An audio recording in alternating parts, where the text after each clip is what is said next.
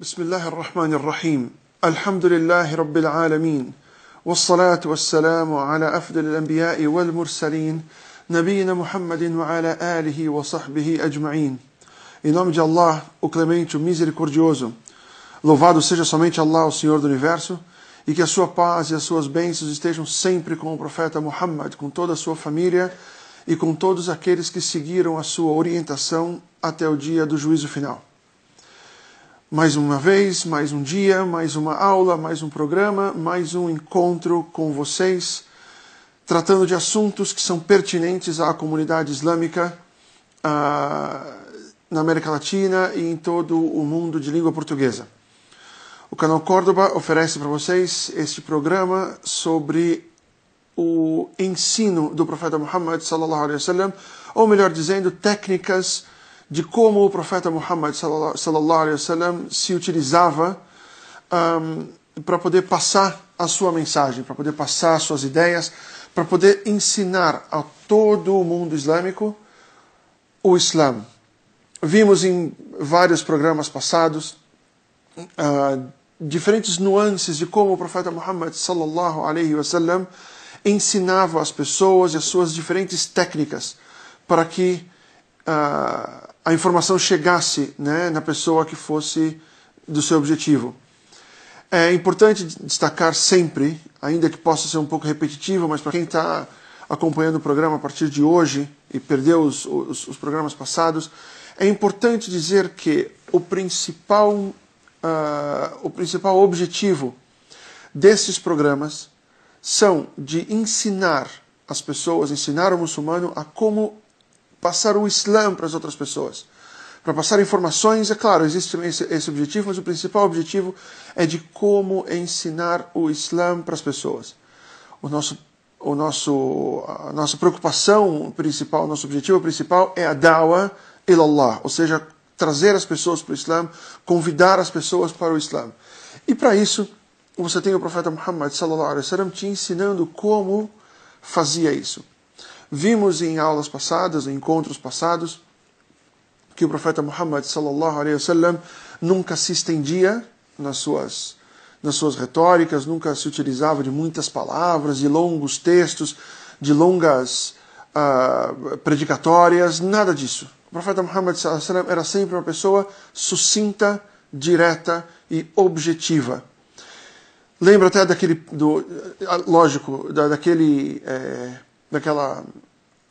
daquela frase do Ali ibn Abi Talib radiyallahu anhu, o primo do profeta Muhammad sallallahu alaihi wasallam e casado com Fátima, filha do profeta Muhammad sallallahu alaihi wasallam, ele que disse que a melhor das palavras, khairul kalam ma qalla wa dal,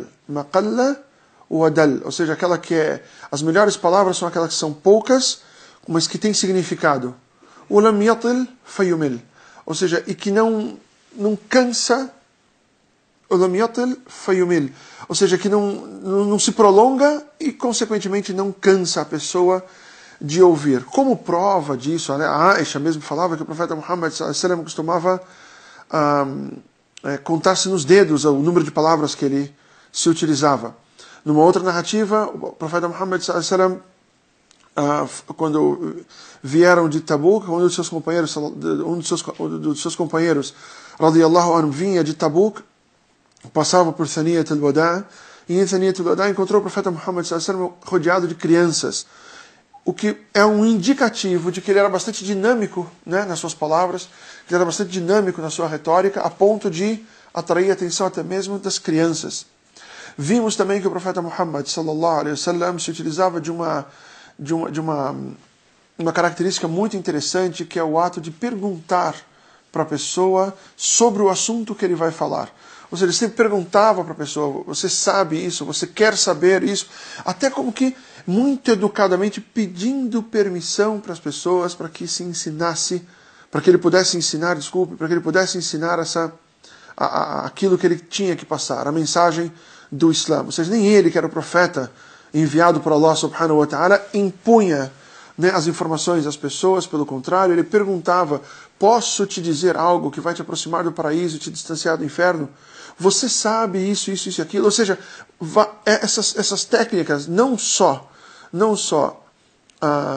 abrem a cabeça do indivíduo que está recebendo a informação, como cria no indivíduo que está recebendo a informação amor por aquela pessoa, respeito por aquela pessoa, porque ela vê a humildade daquela pessoa em tentar passar algum tipo de ensinamento para ela.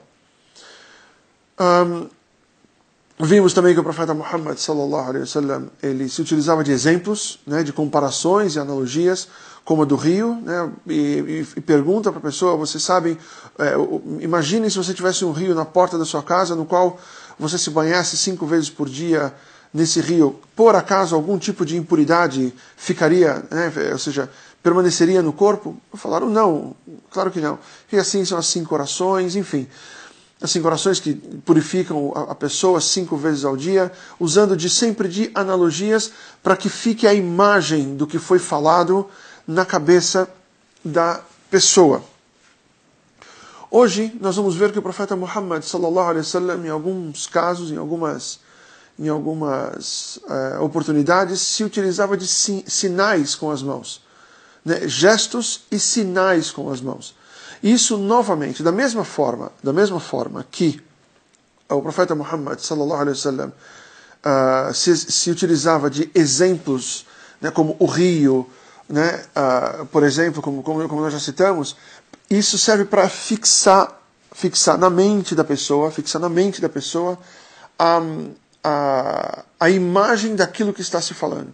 Como, por exemplo, nesse dito que foi compilado pelo Bukhari, que Allah subhanahu wa ta'ala seja satisfeito com ele e com a sua obra, narra que Sahl ibn Sa'd, um dos companheiros do profeta Muhammad sallallahu alaihi wasallam, disse que o profeta Muhammad sallallahu alaihi wasallam disse: eu e aquele que se responsabiliza por um órfão vamos estar assim no paraíso. E apontou com o dedo médio e o dedo indicador, exemplificando como que seria a posição dele no paraíso, junto com aquela pessoa que adota uma criança, aquele que se responsabiliza por um órfão, ou seja, o tutor desse órfão, aquela pessoa que sustenta o órfão, aquela pessoa que adota uma criança. Em todos os casos cabe a palavra é kafil ou kafil, né? Aquele que se responsabiliza por alguém, assim como o homem é o kafil da sua mulher, é o kafil, yatakaffal, né, pela sua mulher, ou seja, torna-se responsável por nutri-la, por vesti-la, por cuidar dessa mulher. A mesma palavra é usada nesse hadith com relação ao órfão. Então, aquela pessoa que se responsabiliza por um órfão, quer ele viva na sua casa ou não, ele pode ficar lá no orfanato, por exemplo, e você todo mês banca esse órfão, sustenta esse órfão, dá de comer, de beber ou de vestir para esse órfão. Ou seja, esse é um exemplo. O outro exemplo é quando a pessoa adota uma criança pequena e traz ela para dentro do seu convívio, dentro da sua casa. A pessoa que faz isso estará junto com o profeta Muhammad sallallahu alaihi wasallam no paraíso desta forma, certo? Desta forma. Ou seja, nada mais próximo, junto, grudado com o profeta Muhammad sallallahu alaihi wasallam, estará então no paraíso. Essa é a recompensa pela pessoa que se preocupa com os órfãos e tem a benevolência suficiente, a misericórdia no seu coração suficiente de se comprometer com a vida daquele órfão, né, sustentando-o, vestindo-o, dando carinho a ele, etc. Essa é a recompensa que espera essa pessoa no dia do juízo final. Estar assim com o profeta Muhammad sallallahu alaihi wasallam. Eu tenho certeza que o gesto aqui fica com certeza quase que inesquecível, certo? Então, isso é para que fique na sua mente, grave na sua mente o gesto que o profeta Muhammad sallallahu alaihi wasallam, e cá estamos nós praticando a sunna e fazendo o mesmo gesto. Num outro dito também, narrado pelo Bukhari e por Muslim, uma narrativa de Abu Musa al-Ash'ari radiyallahu anhu, onde o profeta Muhammad sallallahu alaihi wasallam disse: os crentes são como uma construção, que as suas paredes se sustentam umas às outras. As paredes dessa construção se sustentam umas às outras, e quando ele disse, ele entrelaçou os dedos, tá? Dessa forma, ele entrelaçou os dedos, e exemplificando o que ele queria no hadith. Esse hadith, nós temos interessantemente um exemplo prático desse hadith no nosso dia a dia. O profeta Muhammad sallallahu alaihi wasallam disse, então, os crentes são como uma construção, né, uma construção forte que as suas paredes, as suas partes, elas se sustentam umas às outras e ajudam umas às outras a não ruir.